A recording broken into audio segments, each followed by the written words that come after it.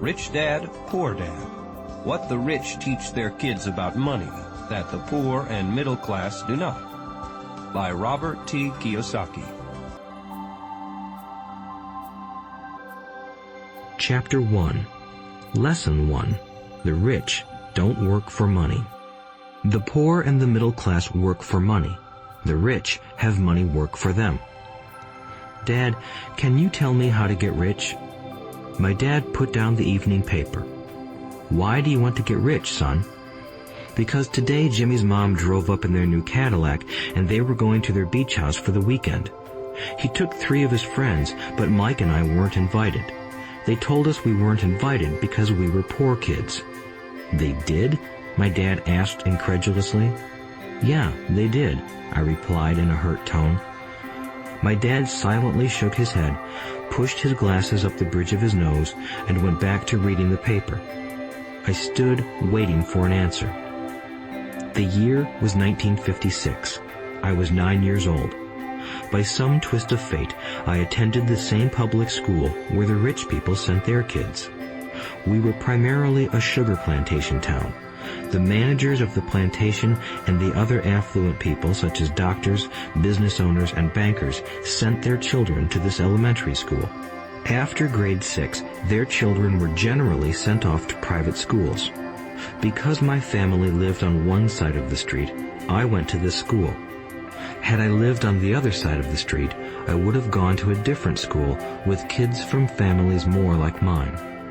After grade 6, these kids and I would go on to the public intermediate and high school. There was no private school for them or for me. My dad finally put down the paper. I could tell he was thinking.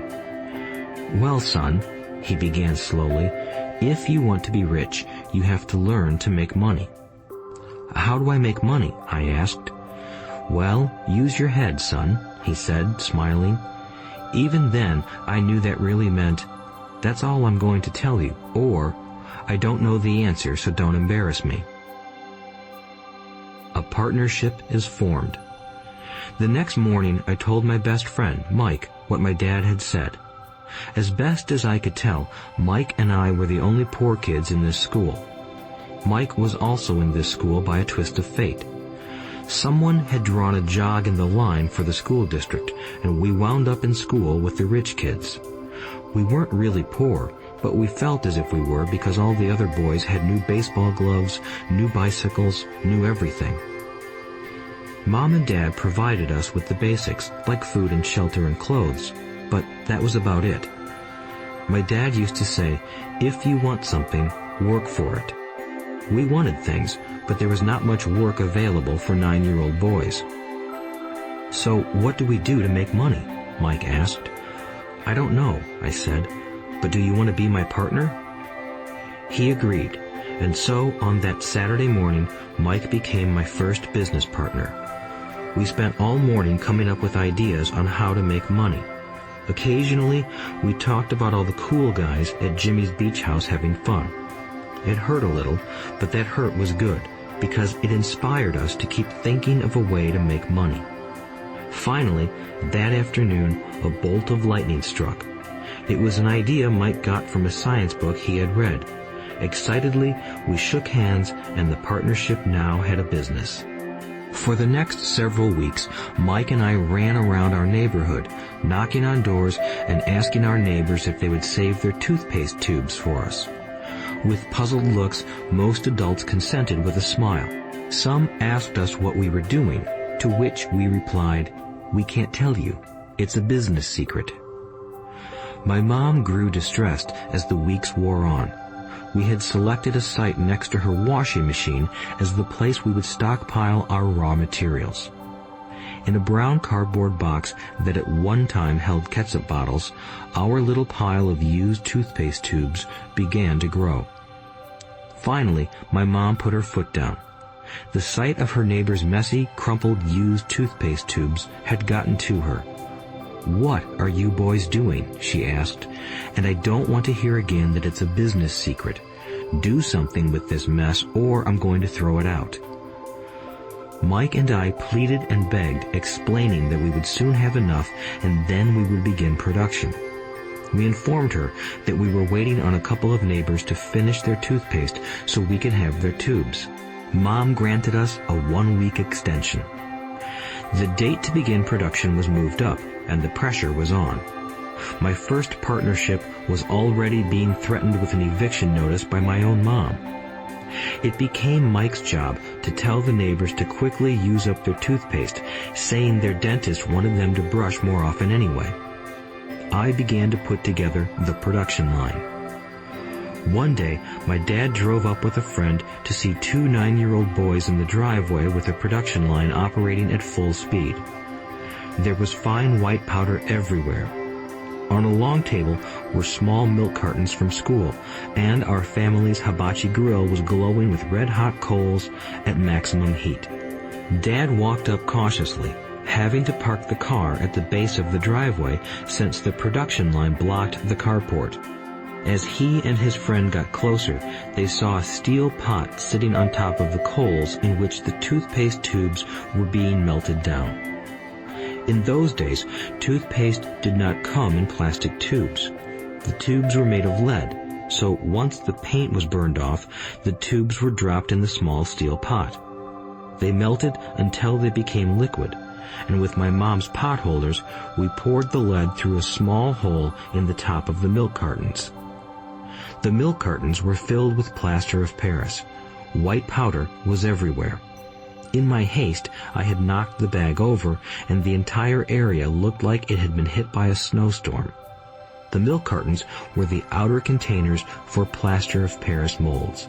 My dad and his friend watched as we carefully poured the molten lead through a small hole in the top of the plaster of Paris cube.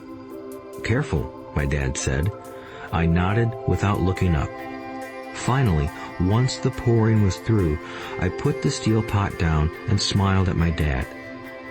"What are you boys doing?" he asked with a cautious smile. "We're doing what you told me to do. We're going to be rich," I said. "Yup," said Mike, grinning and nodding his head. "We're partners." "And what is in those plaster molds?" my dad asked. "Watch," I said. "This should be a good batch." With a small hammer, I tapped at the seal that divided the cube in half. Cautiously, I pulled up the top half of the plaster mold, and a lead nickel fell out. "Oh my God," my dad said, "you're casting nickels out of lead." "That's right," Mike said. "We're doing as you told us to do. We're making money."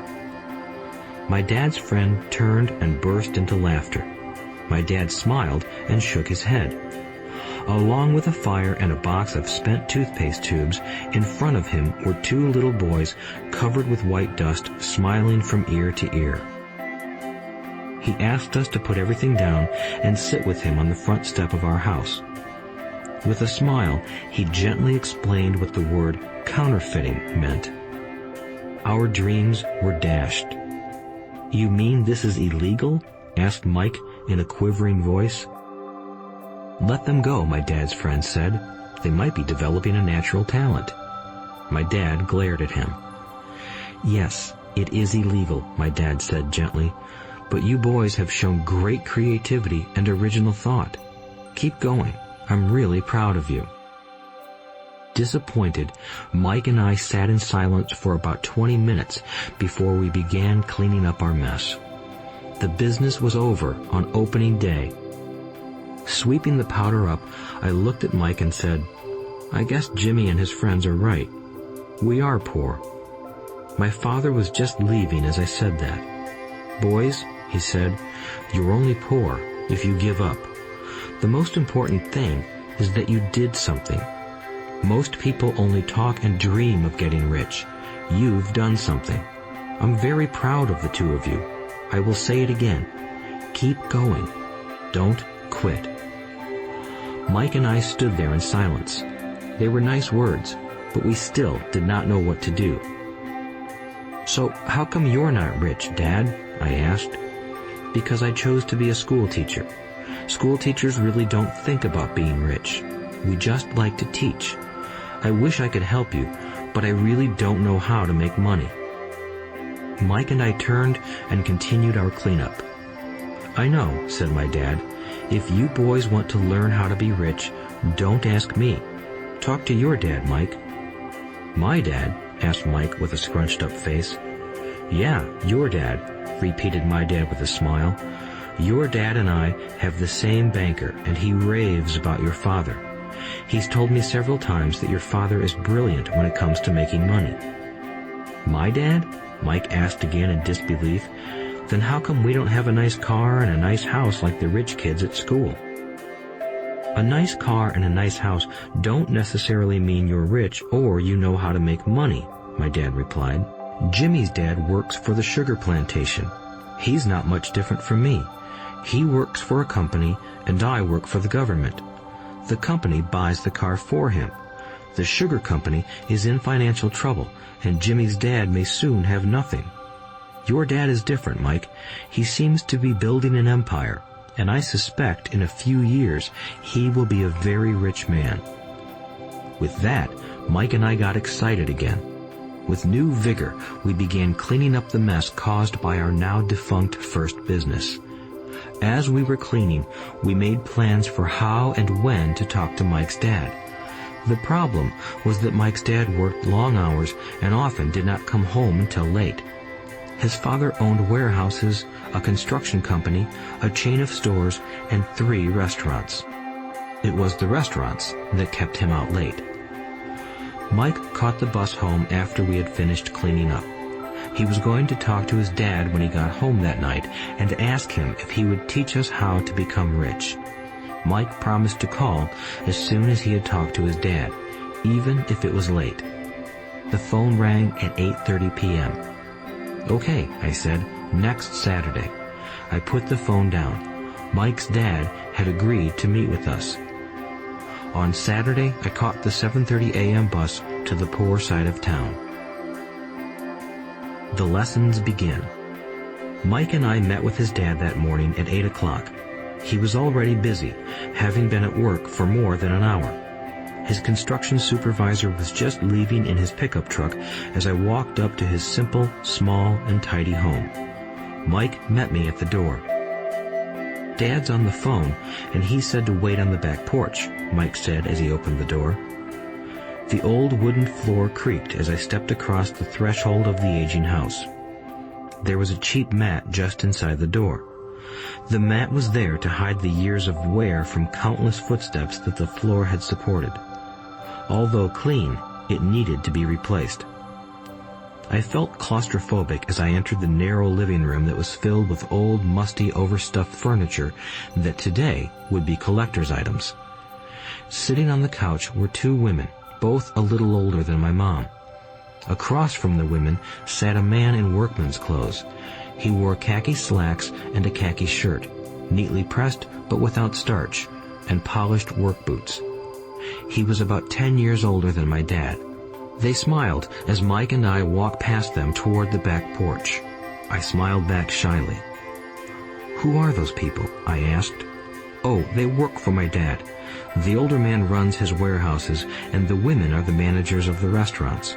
And as you arrived, you saw the construction supervisor who was working on a road project about 50 miles from here. His other supervisor, who was building a track of houses, left before you got here." "Does this go on all the time?" I asked. "Not always, but quite often," said Mike, smiling as he pulled up a chair to sit down next to me. "I asked my dad if he would teach us to make money," Mike said. "Oh, and what did he say to that?" I asked with cautious curiosity. "Well, he had a funny look on his face at first, and then he said he would make us an offer." "Oh," I said, rocking my chair back against the wall. I sat there, perched on 2 rear legs of the chair. Mike did the same thing. "Do you know what the offer is?" I asked. "No, but we'll soon find out." Suddenly, Mike's dad burst through the rickety screen door and onto the porch. Mike and I jumped to our feet, not out of respect, but because we were startled. "Ready, boys?" he asked as he pulled up a chair to sit down with us. We nodded our heads as we pulled our chairs away from the wall to sit in front of him. He was a big man, about 6 feet tall and 200 pounds. My dad was taller, about the same weight and 5 years older than Mike's dad. They sort of looked alike, though not of the same ethnic makeup. Maybe their energy was similar. "Mike says you want to learn to make money. Is that correct, Robert?" I nodded my head quickly, but with a little trepidation. He had a lot of power behind his words and smile. "Okay, here's my offer. I'll teach you, but I won't do it classroom style. You work for me, I'll teach you. You don't work for me, I won't teach you. I can teach you faster if you work, and I'm wasting my time if you just want to sit and listen like you do in school. That's my offer. Take it or leave it." May I ask a question first?" I asked. "No, take it or leave it. I've got too much work to do to waste my time. If you can't make up your mind decisively, then you'll never learn to make money anyway. Opportunities come and go. Being able to know when to make quick decisions is an important skill. You have the opportunity that you asked for.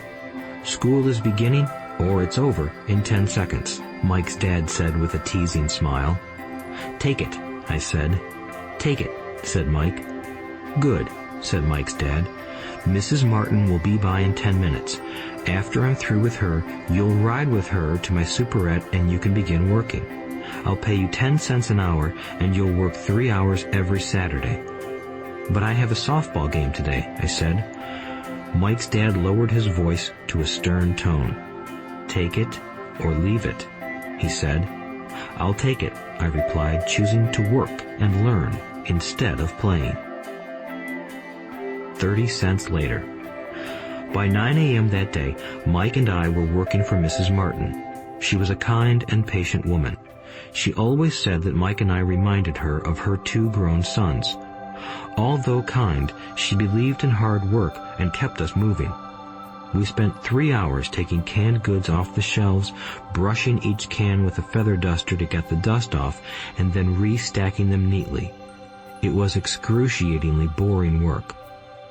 Mike's dad, whom I called my rich dad, owned 9 of these little superettes, each with a large parking lot. They were the early version of the 7-Eleven convenience stores, little neighborhood grocery stores where people bought items such as milk, bread, butter, and cigarettes. The problem was that this was Hawaii before air conditioning was widely used, and the stores could not close their doors because of the heat. On 2 sides of the store, the doors had to be wide open to the road and parking lot. Every time a car drove by or pulled into the parking lot, dust would swirl and settle in the store. We knew we had a job as long as there was no air conditioning. For 3 weeks, Mike and I reported to Mrs. Martin and worked our 3 hours. By noon, our work was over, and she dropped 3 little dimes in each of our hands. Now, even at the age of 9 in the mid-1950s, 30 cents was not too exciting. Comic books cost 10 cents back then, so I usually spent my money on comic books and went home. By Wednesday of the 4th week, I was ready to quit. I had agreed to work only because I wanted to learn to make money from Mike's dad, and now I was a slave for 10 cents an hour. On top of that, I had not seen Mike's dad since that first Saturday. "I'm quitting," I told Mike at lunchtime. School was boring, and now I did not even have my Saturdays to look forward to. But it was the 30 cents that really got to me. This time, Mike smiled. "What are you laughing at?" I asked with anger and frustration. "Dad said this would happen. He said to meet with him when you were ready to quit." "What?" I said indignantly. "He's been waiting for me to get fed up?" "Sort of," Mike said. "Dad's kind of different. He doesn't teach like your dad. Your mom and dad lecture a lot. My dad is quiet and a man of few words. You just wait till this Saturday. I'll tell him you're ready." "You mean I've been set up?" "No, not really. But maybe. Dad will explain on Saturday." Waiting in line on Saturday. I was ready to face Mike's dad. Even my real dad was angry with him.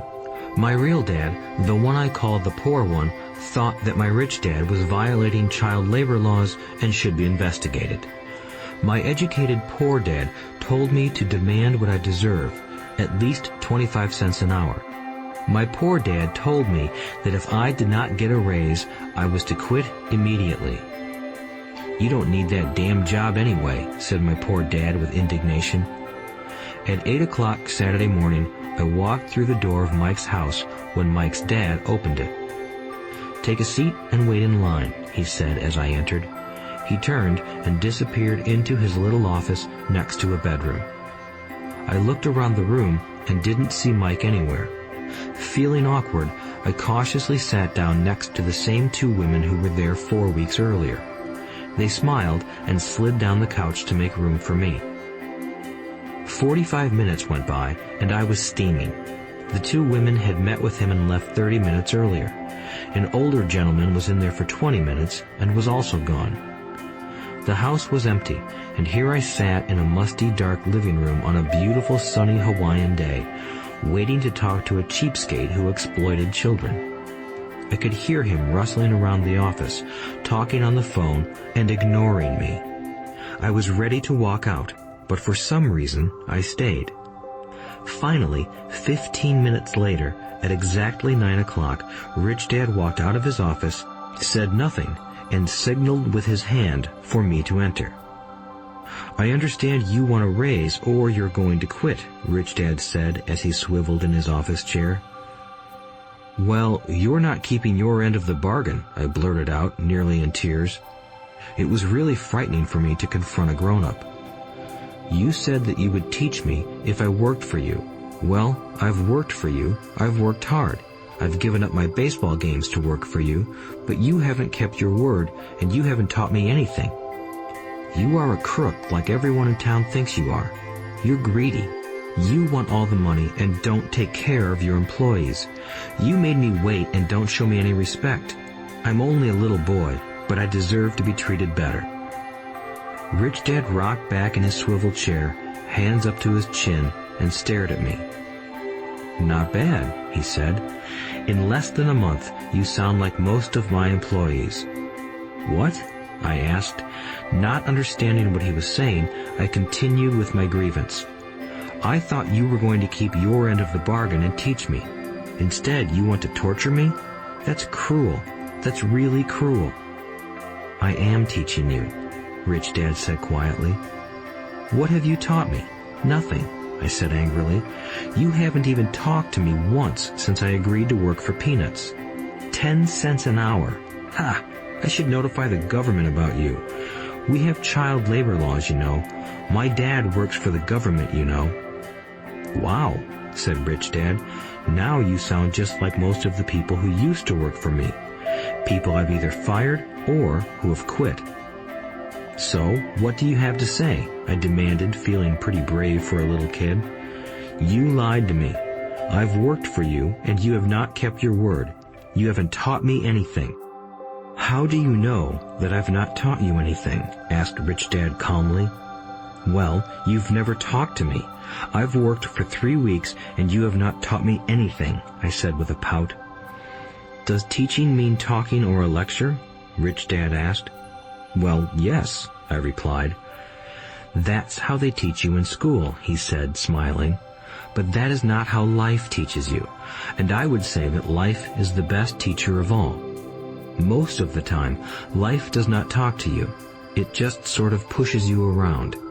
Each push is life saying, 'Wake up, there's something I want you to learn.'" "What is this man talking about?" I asked myself silently. Life pushing me around was life talking to me? Now I knew I had to quit my job. I was talking to someone who needed to be locked up. If you learn life's lessons, you will do well. If not, life will just continue to push you around. People do two things. Some just let life push them around. Others get angry and push back. But they push back against their boss, or their job, or their husband or wife. They do not know it's life that's pushing. I had no idea what he was talking about. Life pushes all of us around. Some people give up and others fight. A few learn the lesson and move on. They welcome life pushing them around. To these few people, it means they need and want to learn something. They learn and move on. Most quit, and a few, like you, fight. Rich Dad stood and shut the creaky old wooden window that needed repair. If you learn this lesson, you will grow into a wise, wealthy, and happy young man. If you don't, you will spend your life blaming a job, low pay, or your boss for your problems. You'll live life always hoping for that big break that will solve all your money problems. Rich Dad looked over at me to see if I was still listening. His eyes met mine. We stared at each other, communicating through our eyes. Finally, I looked away once I had absorbed his message. I knew he was right. I was blaming him, and I did ask to learn. I was fighting. Rich Dad continued, "Or, if you are the kind of person who has no guts, you just give up every time life pushes you. If you are that kind of person, you'll live all your life playing it safe, doing the right things, saving yourself for some event that never happens. Then you die a boring old man. You'll have lots of friends who really like you because you were such a nice, hard-working guy. But the truth is that you let life push you into submission. Deep down, you were terrified of taking risks. You really wanted to win, but the fear of losing was greater than the excitement of winning. Deep inside, you and only you will know you didn't go for it. You chose to play it safe." Our eyes met again.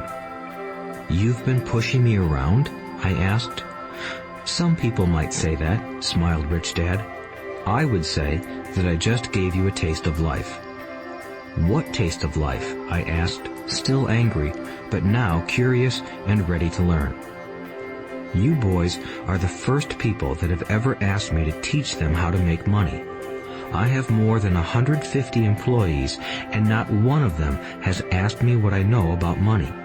They ask me for a job and a paycheck, but never to teach them about money. So most will spend the best years of their lives working for money, not really understanding what it is they are working for." I sat there listening intently. "So when Mike told me you wanted to learn how to make money, I decided to design a course that mirrored real life. I could talk until I was blue in the face, but you wouldn't hear a thing. So I decided to let life push you around a bit so you could hear me. That's why I only paid you 10 cents. "So what is the lesson I learned from working for only 10 cents an hour?" I asked. "That you're cheap and exploit your workers?" Rich Dad rocked back and laughed heartily. Finally, he said, "You'd best change your point of view. Stop blaming me and thinking I'm the problem. If you think I'm the problem, then you have to change me. If you realize that you're the problem, then you can change yourself, learn something, and grow wiser. Most people want everyone else in the world to change but themselves. Let me tell you, it's easier to change yourself than everyone else." "I don't understand," I said. "Don't blame me for your problems," Rich Dad said, growing impatient. "But you only pay me 10 cents. "So what are you learning?" Rich Dad asked, smiling. "That you're cheap," I said with a sly grin.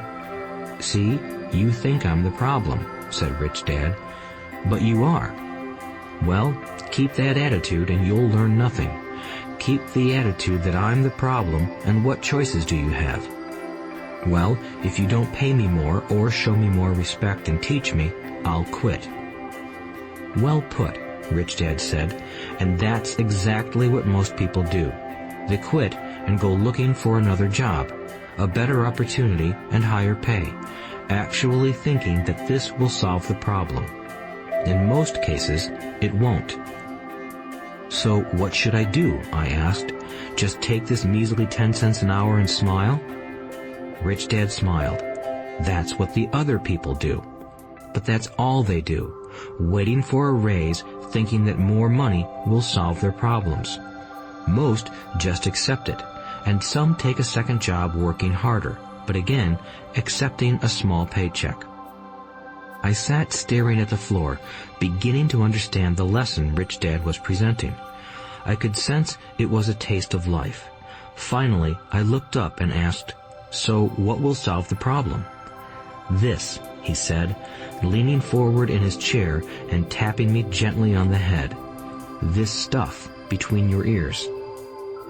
It was at that moment that Rich Dad shared the pivotal point of view that separated him from his employees and my poor dad, and led him to eventually become one of the richest men in Hawaii, while my highly educated but poor dad struggled financially all his life. It was a singular point of view that made all the difference over a lifetime. Rich Dad said this point of view over and over, which I call lesson number 1. The poor and the middle class work for money. The rich have money work for them. On that bright Saturday morning, I learned a completely different point of view from what I had been taught by my poor dad. At the age of 9, I understood that both dads wanted me to learn. Both dads encouraged me to study, but not the same things. My highly educated dad recommended that I do what he did. "Son, I want you to study hard, get good grades so you can find a safe, secure job with a big company, and make sure it has excellent benefits." My rich dad wanted me to learn how money works so I could make it work for me. These lessons I would learn through life with his guidance, not because of a classroom. My rich dad continued my first lesson. "I'm glad you got angry about working for 10 cents an hour. If you hadn't got angry and had simply accepted it, I would have to tell you that I could not teach you. You see, true learning takes energy, passion, and a burning desire. Anger is a big part of that formula, for passion is anger and love combined. When it comes to money, most people want to play it safe and feel secure, so passion does not direct them. Fear does." "So is that why they'll take jobs with low pay?" I asked. "Yes," said Rich Dad. "Some people say I exploit people because I don't pay as much as the sugar plantation or the government. I say the people exploit themselves. It's their fear, not mine." "But don't you feel you should pay them more?" I asked. "I don't have to. And besides, more money will not solve their problems. Just look at your dad. He makes a lot of money, and he still can't pay his bills. Most people, given more money, only get into more debt." "So that's why the 10 cents an hour," I said, smiling. "It's part of the lesson." "That's right," smiled Rich Dad. "You see, your dad went to school and got an excellent education so he could get a high-paying job. But he still has money problems because he never learned anything about money in school. On top of that, he believes in working for money." "And you don't?" I asked. "No, not really," said Rich Dad. "If you want to learn to work for money, then stay in school. That is a great place to learn to do that. But if you want to learn how to have money work for you, then I will teach you that. But only if you want to learn." "Wouldn't everyone want to learn that?" I asked. "No," said Rich Dad, "simply because it's easier to learn to work for money, especially if fear is your primary emotion when the subject of money is discussed." "I don't understand," I said with a frown. "Don't worry about that for now. Just know that it's fear that keeps most people working at a job. The fear of not paying their bills, the fear of being fired, the fear of not having enough money, and the fear of starting over. That's the price of studying to learn a profession or trade and then working for money. Most people become a slave to money and then get angry at their boss. Learning to have money work for you is a completely different course of study?" I asked. "Absolutely," Rich Dad answered. "Absolutely." We sat in the silence on that beautiful Hawaiian Saturday morning. My friends had just started their Little League baseball game, but for some reason I was now thankful I had decided to work for 10 cents an hour. I sensed that I was about to learn something my friends wouldn't learn in school. Ready to learn? Asked Rich Dad. Absolutely, I said with a grin. I have kept my promise. I've been teaching you from afar, my rich dad said. At 9 years old, you've gotten a taste of what it feels like to work for money. Just multiply your last month by 50 years, and you will have an idea of what most people spend their life doing. I don't understand, I said. How did you feel waiting in line to see me, once to get hired and once to ask for more money? Terrible, I said. If you choose to work for money, that is what life will be like, said Rich Dad. And how did you feel when Mrs. Martin dropped 3 dimes in your hand for 3 hours of work? I felt like it wasn't enough. It seemed like nothing. I was disappointed, I said. And that is how most employees feel when they look at their paychecks, especially after all the tax and other deductions are taken out. At least you got 100%. You mean most workers don't get paid everything? I asked with amazement. Heavens no, said Rich Dad. The government always takes its share first. How do they do that? I asked. Taxes, said Rich Dad. You're taxed when you earn. You're taxed when you spend. You're taxed when you save. You're taxed when you die. Why do people let the government do that to them? The rich don't, said Rich Dad with a smile. The poor and the middle class do.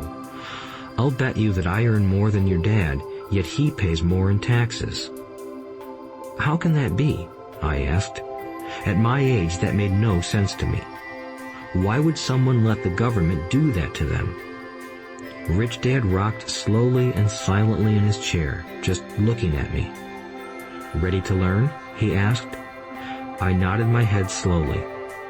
As I said, there is a lot to learn. Learning how to have money work for you is a lifetime study. Most people go to college for 4 years and their education ends. I already know that my study of money will continue over my lifetime, simply because the more I find out I need to know. Most people never study the subject. They go to work, get their paycheck, balance their checkbooks, and that's it. Then they wonder why they have money problems.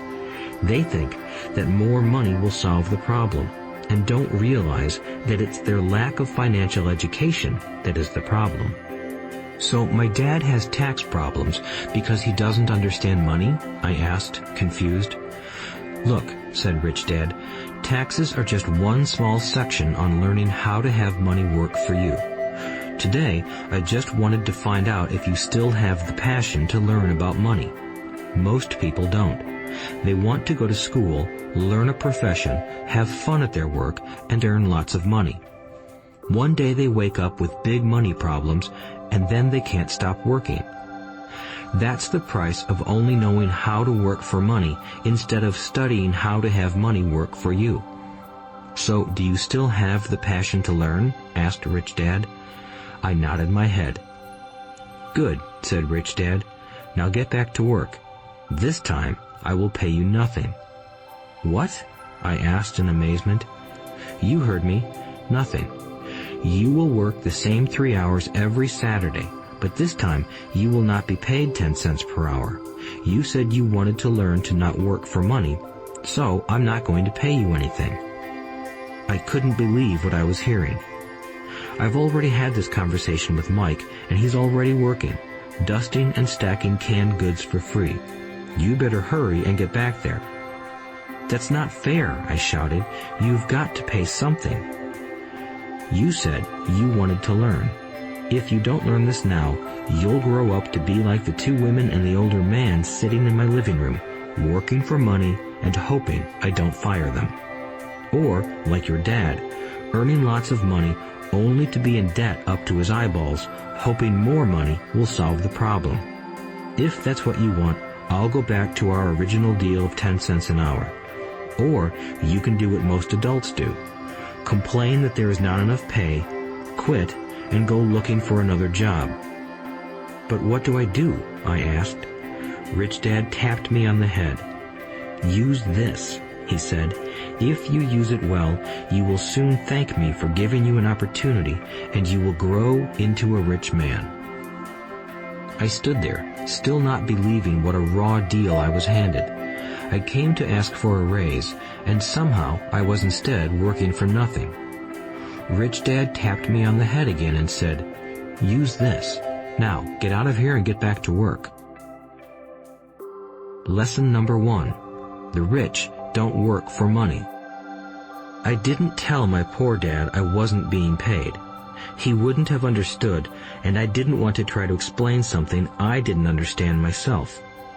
For 3 more weeks, Mike and I worked 3 hours every Saturday for nothing. The work didn't bother me, and the routine got easier. But it was the missed baseball games and not being able to afford to buy a few comic books that got to me. Rich Dad stopped by at noon on the 3rd week. We heard his truck pull up in the parking lot and sputter when the engine was turned off. He entered the store and greeted Mrs. Martin with a hug. After finding out how things were going in the store, he reached into the ice cream freezer, pulled out 2 bars, paid for them, and signaled to Mike and me. "Let's go for a walk, boys." We crossed the street, dodging a few cars, and walked across a large grassy field where a few adults were playing softball.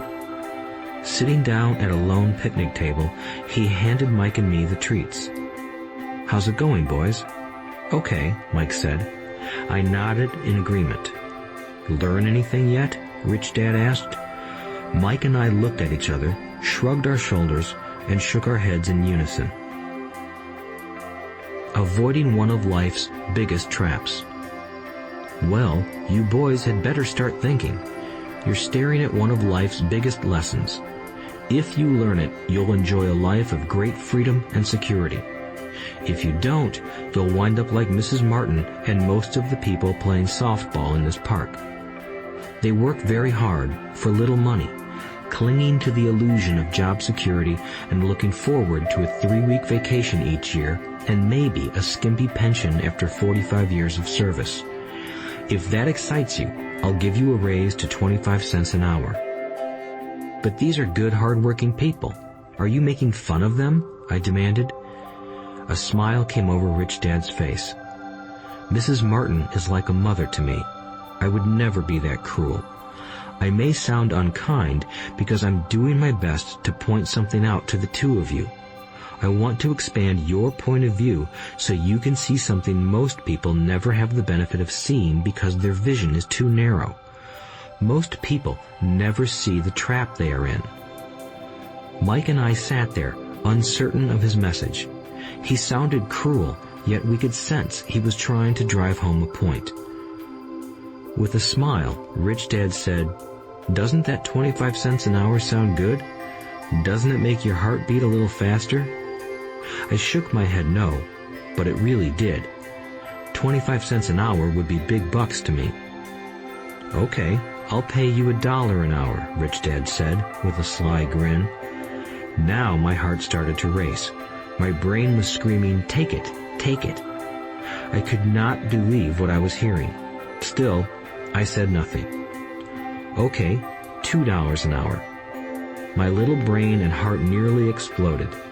After all, it was 1956, and being paid $2 an hour would have made me the richest kid in the world. I couldn't imagine earning that kind of money. I wanted to say yes. I wanted the deal. I could picture a new bicycle, new baseball glove, and the adoration of my friends when I flashed some cash. On top of that, Jimmy and his rich friends could never call me poor again.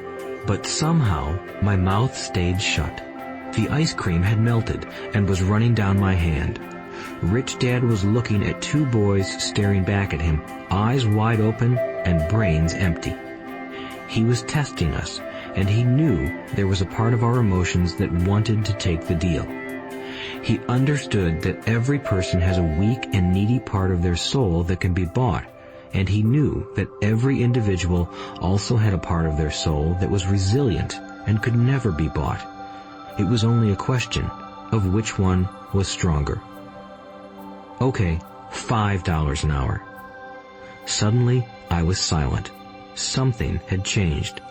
The offer was too big and ridiculous. Not many grown-ups in 1956 made more than that, but quickly my temptation disappeared and calm set in. Slowly, I turned to my left to look at Mike. He looked back at me.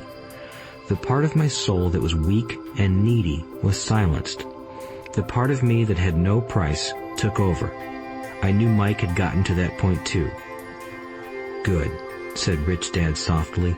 "Most people have a price, and they have a price because of human emotions named fear and greed. First, the fear of being without money motivates us to work hard, and then, once we get that paycheck, greed or desire starts us thinking about all the wonderful things money can buy. The pattern is then set." "What pattern?" I asked. "The pattern of get up, go to work, pay bills, get up, go to work, pay bills." People's lives are forever controlled by two emotions, fear and greed. Offer them more money, and they continue the cycle by increasing their spending. This is what I call the rat race. "There is another way?" Mike asked. "Yes," said Rich Dad slowly, "but only a few people find it." "And what is that way?" Mike asked. "That's what I hope you boys will learn as you work and study with me. That is why I took away all forms of pay." "Any hints?" Mike asked. "We're kind of tired of working hard, especially for nothing." "Well, the first step is telling the truth," said Rich Dad. "We haven't been lying," I said. "I did not say you were lying. I said to tell the truth," Rich Dad retorted. "The truth about what?" I asked. "How you're feeling," Rich Dad said. "You don't have to say it to anyone else. Just admit it to yourself." "You mean the people in this park, the people who work for you, Mrs. Martin, they don't do that?" I asked. "I doubt it," said Rich Dad. "Instead, they feel the fear of not having money. They don't confront it logically. They react emotionally instead of using their heads," Rich Dad said. "Then, they get a few bucks in their hands, and again, the emotions of joy, desire, and greed take over. And again they react instead of think." "So their emotions control their brain," Mike said. "That's correct," said Rich Dad. "Instead of admitting the truth about how they feel, they react to their feelings and fail to think. They feel the fear, so they go to work, hoping that money will soothe the fear, but it doesn't.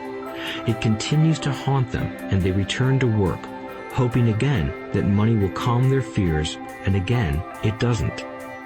Fear keeps them in this trap of working, earning money, working, earning money, hoping the fear will go away. But every day they get up, and that old fear wakes up with them. For millions of people, that old fear keeps them awake all night, causing a night of turmoil and worry. So they get up and go to work, hoping that a paycheck will kill that fear gnawing at their souls. Money is running their lives, and they refuse to tell the truth about that. Money is in control of their emotions and their souls." Rich Dad sat quietly, letting his words sink in. Mike and I had heard what he said, but didn't understand fully what he was talking about. I just knew that I often wondered why grown-ups hurried off to work. It did not seem like much fun, and they never looked that happy, but something kept them going. Realizing we had absorbed as much as possible of what he was talking about, Rich Dad said, "I want you boys to avoid that trap. That is really what I want to teach you. Not just to be rich, because being rich does not solve the problem." "It doesn't?" I asked, surprised. "No, it doesn't." "Let me explain the other emotion, desire. Some call it greed, but I prefer desire. It's perfectly normal to desire something better, prettier, more fun, or exciting. So people also work for money because of desire. They desire money for the joy they think it can buy. But the joy that money brings is often short-lived, and they soon need more money for more joy, more pleasure, more comfort, and more security. So they keep working, thinking money will soothe their souls that are troubled by fear and desire. But money can't do that. Even rich people do this? Mike asked. Rich people included, said Rich Dad. In fact, the reason many rich people are rich isn't because of desire, but because of fear. They believe that money can eliminate the fear of being poor, so they amass tons of it, only to find the fear gets worse. Now they fear losing the money. I have friends who keep working even though they have plenty. I know people who have millions who are more afraid now than when they were poor. They're terrified of losing it all. The fears that drove them to get rich got worse. That weak and needy part of their soul is actually screaming louder. They don't want to lose the big houses, the cars, and the high life money has bought them. They worry about what their friends would say if they lost all their money. Many are emotionally desperate and neurotic, although they look rich and have more money. So, is a poor man happier? I asked. No, I don't think so, replied Rich Dad. The avoidance of money is just as psychotic as being attached to money. As if on cue, the town derelict went past our table, stopping by the large rubbish can and rummaging around in it. The three of us watched him with great interest, when before we probably would have just ignored him. Rich Dad pulled $1 out of his wallet and gestured to the older man. Seeing the money, the derelict came over immediately, took the bill, thanked Rich Dad profusely, and hurried off, ecstatic with his good fortune. He's not much different from most of my employees, said Rich Dad. I've met so many people who say, oh, I'm not interested in money, yet they'll work at a job for 8 hours a day. That's a denial of truth. If they weren't interested in money, then why are they working? That kind of thinking is probably more psychotic than a person who hoards money. As I sat there listening to my rich dad, my mind flashed back to the countless times my own dad said, I'm not interested in money. He said those words often. He also covered himself by always saying, I work because I love my job. So, what do we do? I asked. Not work for money until all traces of fear and greed are gone? No, that would be a waste of time, said Rich Dad. Emotions are what make us human. The word emotion stands for energy in motion. Be truthful about your emotions and use your mind and emotions in your favor, not against yourself. Whoa, said Mike. Don't worry about what I just said. It will make more sense in years to come. Just be an observer, not a reactor to your emotions. Most people do not know that it's their emotions that are doing the thinking. Your emotions are your emotions, but you have got to learn to do your own thinking. Can you give me an example? I asked. Sure, replied Rich Dad. When a person says, I need to find a job, it's most likely an emotion doing the thinking. Fear of not having money generates that thought.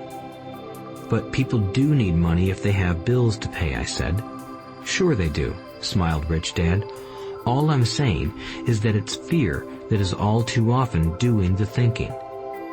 I don't understand, said Mike. For example, said Rich Dad, if the fear of not having enough money arises, instead of immediately running out to get a job, they instead might ask themselves this question. Will a job be the best solution to this fear over the long run? In my opinion, the answer is no. A job is really a short-term solution to a long-term problem. But my dad is always saying, stay in school and get good grades so you can find a safe, secure job, I interjected, somewhat confused.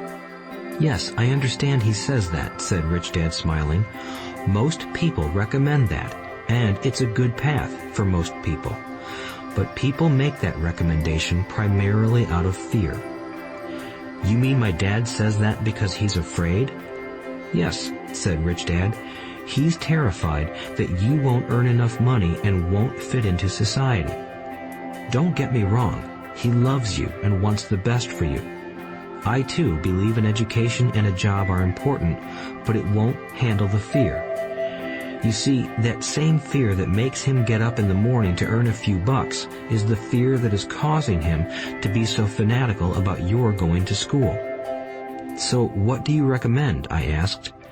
I want to teach you to master the power of money instead of being afraid of it. They don't teach that in school, and if you don't learn it, you become a slave to money. It was finally making sense. He wanted us to widen our views and to see what the Mrs. Martins of this world couldn't see. He used examples that sounded cruel at the time, but I've never forgotten them. My vision widened that day, and I began to see the trap that lay ahead for most people. You see, we're all employees ultimately. We just work at different levels, said Rich Dad. I just want you boys to have a chance to avoid the trap caused by those two emotions, fear and desire.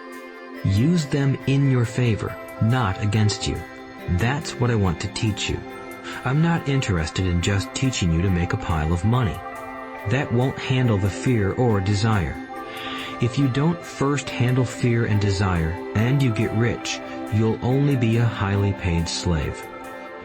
So how do we avoid the trap? I asked. The main cause of poverty or financial struggle is fear and ignorance, not the economy or the government or the rich. It's self-inflicted fear and ignorance that keep people trapped. So you boys go to school and get your college degrees, and I'll teach you how to stay out of the trap. The pieces of the puzzle were appearing. My highly educated dad had a great education and a great career, but school never told him how to handle money or his fear of it. It became clear that I could learn different and important things from two fathers. So you've been talking about the fear of not having money. How does the desire for money affect our thinking? Mike asked. How did you feel when I tempted you with a pay raise? Did you notice your desires rising? We nodded our heads.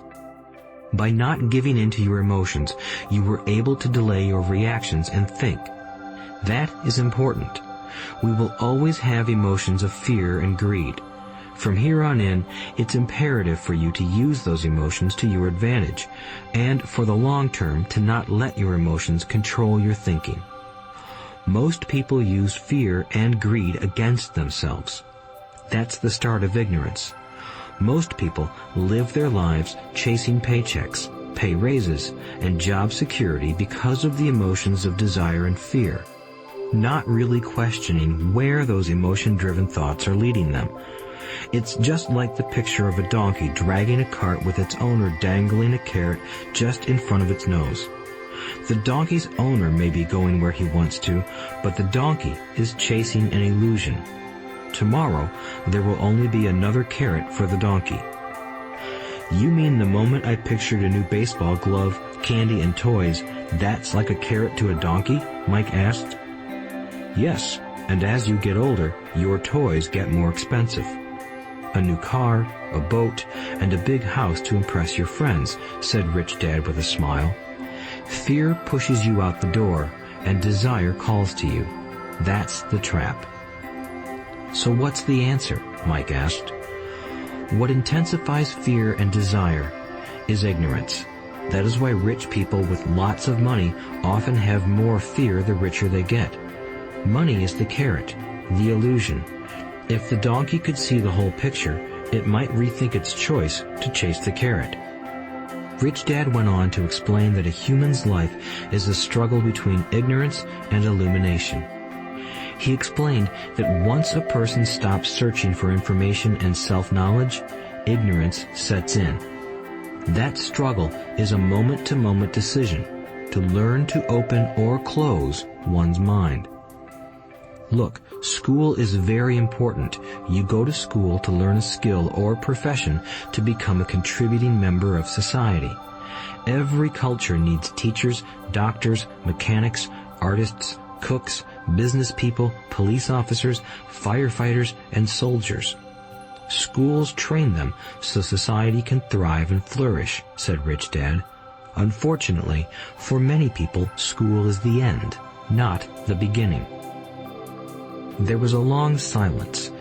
Rich Dad was smiling. I didn't comprehend everything he said that day, but as with most great teachers, his words continued to teach for years. "I've been a little cruel today," said Rich Dad, "but I want you to always remember this talk. I want you to always think of Mrs. Martin, and I want you always to remember that donkey. Never forget that fear and desire can lead you into life's biggest trap if you're not aware of them controlling your thinking. To spend your life living in fear, never exploring your dreams, is cruel. To work hard for money, thinking that it will buy you things that will make you happy, is also cruel. To wake up in the middle of the night terrified about paying bills is a horrible way to live. To live a life dictated by the size of a paycheck is not really living a life. Thinking that a job makes you secure is lying to yourself. That's cruel, and that's the trap I want you to avoid. I've seen how money runs people's lives. Don't let that happen to you. Please, don't let money run your life." A softball rolled under our table. Rich Dad picked it up and threw it back. "So what does ignorance have to do with greed and fear?" I asked. "Because it is ignorance about money that causes so much greed and fear," said Rich Dad. "Let me give you some examples. A doctor, wanting more money to better provide for his family, raises his fees. By raising his fees, it makes healthcare more expensive for everyone. It hurts the poor people the most, so they have worse health than those with money. Because the doctors raise their fees, the attorneys raise their fees. Because the attorneys' fees have gone up, school teachers want a raise, which raises our taxes, and on and on and on. Soon, there will be such a horrifying gap between the rich and the poor that chaos will break out and another great civilization will collapse. History proves that great civilizations collapse when the gap between the haves and have-nots is too great. Sadly, America is on that same course because we haven't learned from history. We only memorize historical dates and names, not the lesson." "Aren't prices supposed to go up?" I asked. "In an educated society with a well-run government, prices should actually come down. Of course, that is often only true in theory. Prices go up because of greed and fear caused by ignorance. If schools taught people about money, there would be more money and lower prices. But schools focus only on teaching people to work for money, not how to harness money's power." "But don't we have business schools?" Mike asked. "And haven't you encouraged me to go for my MBA?" "Yes," said Rich Dad, "but all too often business schools train employees to become sophisticated bean counters. Heaven forbid a bean counter takes over a business. All they do is look at the numbers, fire people, and kill the business. I know this because I hire bean counters. All they think about is cutting costs and raising prices, which cause more problems. Bean counting is important. I wish more people knew it, but it, too, is not the whole picture," added Rich Dad angrily. "So, is there an answer?" asked Mike. "Yes," said Rich Dad. "Learn to use your emotions to think, not think with your emotions. When you boys mastered your emotions by agreeing to work for free, I knew there was hope.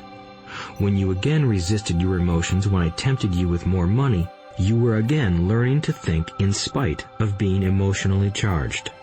That's the first step." "Why is that step so important?" I asked. "Well, that's up to you to find out. If you want to learn, I'll take you boys into the briar patch, a place almost everyone else avoids. If you go with me, you'll let go of the idea of working for money and instead learn to have money work for you." "And what will we get if we go with you? What if we agree to learn from you? What will we get?" I asked. "The same thing Brer Rabbit got," said Rich Dad, referring to the classic children's story. "Is there a briar patch?" I asked. "Yes," said Rich Dad. The briar patch is our fear and greed. Confronting fear, weaknesses, and neediness by choosing our own thoughts is the way out. Choosing our thoughts? Mike asked, puzzled. Yes, choosing what we think rather than reacting to our emotions. Instead of just getting up and going to work because not having the money to pay your bills is scaring you, ask yourself, is working harder at this the best solution to this problem?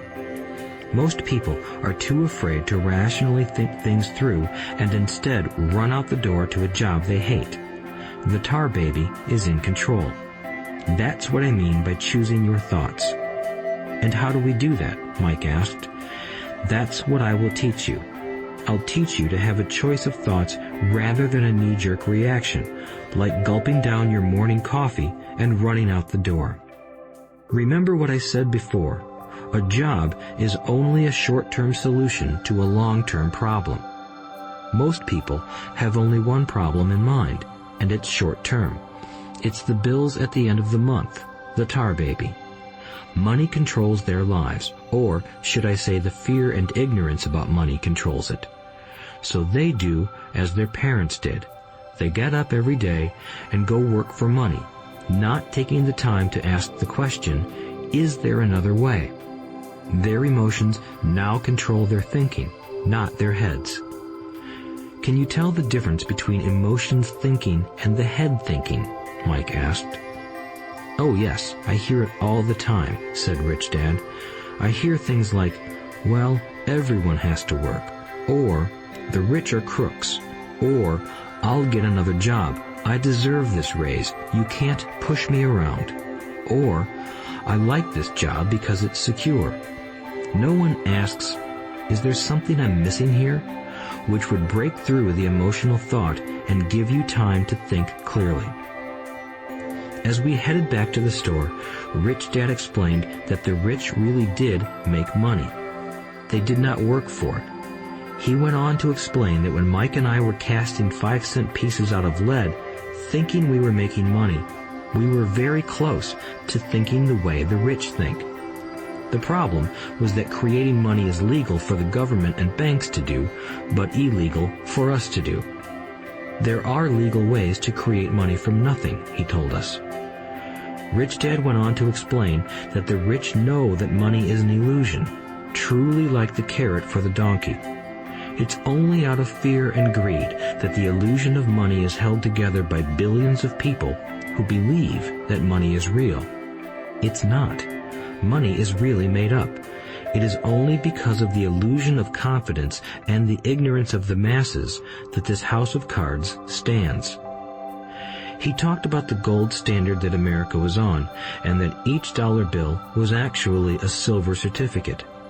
What concerned him was the rumor that we would someday go off the gold standard and our dollars would no longer be backed by something tangible.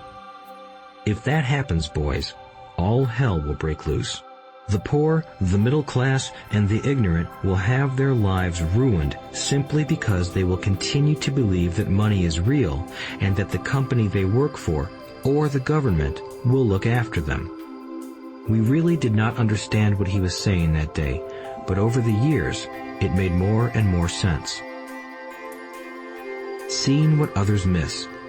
As he climbed into his pickup truck outside his convenience store, Rich Dad said, "Keep working, boys, but the sooner you forget about needing a paycheck, the easier your adult life will be.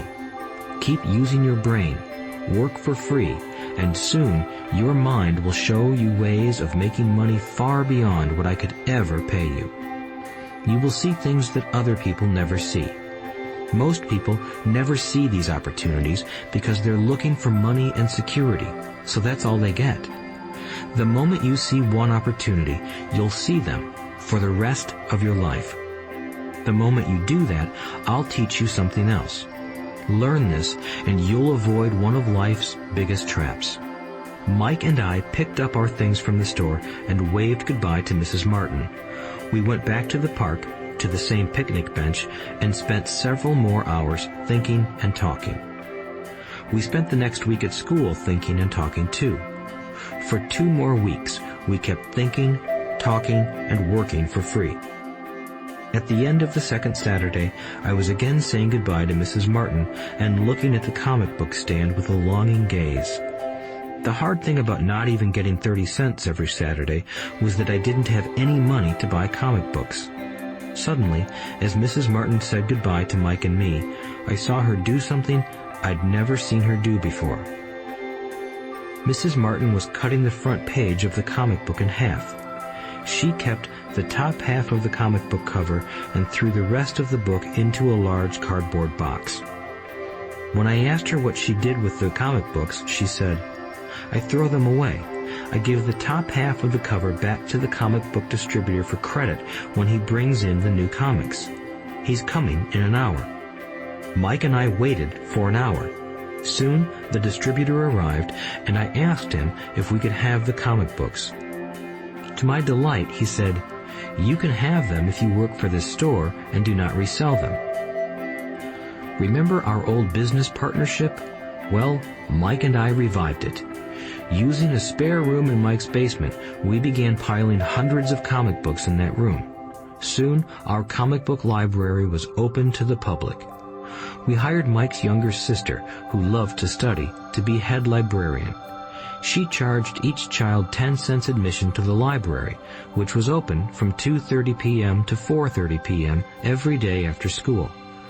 The customers, the children of the neighborhood, could read as many comics as they wanted in 2 hours. It was a bargain for them since a comic cost 10 cents each, and they could read 5 or 6 in 2 hours. Mike's sister would check the kids as they left to make sure they weren't borrowing any comic books. She also kept the books, logging in how many kids showed up each day, who they were, and any comments they might have. Mike and I averaged $9.50 per week over a 3-month period.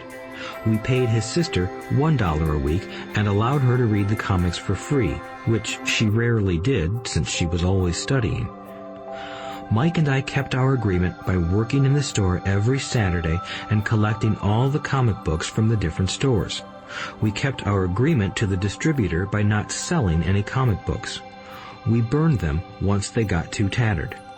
We tried opening a branch office, but we could never quite find someone as trustworthy and dedicated as Mike's sister.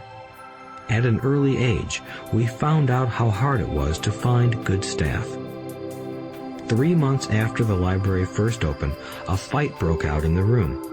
Some bullies from another neighborhood pushed their way in, and Mike's dad suggested we shut down the business. So our comic book business shut down, and we stopped working on Saturdays at the convenience store. But Rich Dad was excited because he had new things he wanted to teach us. He was happy because we had learned our first lessons so well. We learned to make money work for us. By not getting paid for our work at the store, we were forced to use our imaginations to identify an opportunity to make money. By starting our own business, the comic book library, we were in control of our own finances, not dependent on an employer. The best part was that our business generated money for us even when we weren't physically there. Our money worked for us. Instead of paying us money, Rich Dad had given us so much more.